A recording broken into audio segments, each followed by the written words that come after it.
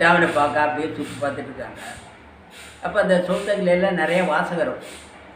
இந்த வாசகம் இருக்கிறதுல அதெல்லாம் சுத்தம் சோறு போடுங்கிற ஒரு வாசகம். இதை பார்த்துக்கிட்டு லொல்லு பிடிச்ச நண்பன் என்னங்கிறான், இந்த நல்ல நண்பங்கிட்ட, என்னடா மாப்பிள்ள சுத்தம் சோறு போடுன்னு எழுதியிருக்கு, அப்போ வீட்டில் இன்னுமே சோறெல்லாம் ஆக்க வேண்டாமா, சுத்தமே சோறு போட்டுமோ அப்படின்னா.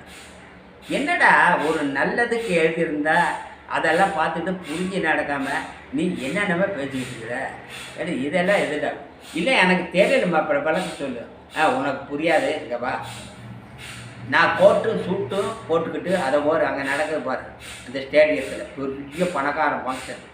இப்போ நான் போகிறேன், நீ அழுக்கு ட்ரெஸ்ஸோட போட்டுக்கோ, நீ வா அப்படிங்கும்போது யாரை அனுமதிக்கிறாங்கன்னு பாரு அப்படின்னு சொல்லி இந்த கோட்டு சூட்டு போட்டவனை அவங்க அனுப்பிச்சிட்டாங்க அந்த பணக்காரன் நடத்துகிற ஃபங்க்ஷனுக்கு. இவனை வெளியே நிறுத்திட்டாங்க. பிச்சைக்காரன் போடுறதுக்கு வெளியே நிறுத்திட்டாங்க. இவன் நீட்டாக போய் சாப்பிட்டு ஜம்முன்னு வெளியில் வந்தான். வெளியில் வரும்போது இவன் பிச்சைக்காரன் சாப்பிட்ருக்கிறான், அவனுக்கு சோறு கிடச்சிது. அவனுக்கு அங்கே உள்ள சோறு கிடச்சது நீட்னஸ், ரெஸ்பெக்ட் ஆஃப் நீட்னஸ். அது இங்கே வெளியில் பிச்சைக்காரன் நாய்களுக்கு போடும் மாதிரி அவன் சாப்பிட்ருக்கிறான். அப்பமும் அந்த லொல்லு அடங்கலை. யார் அந்த பிச்சைக்காரனுக்கு?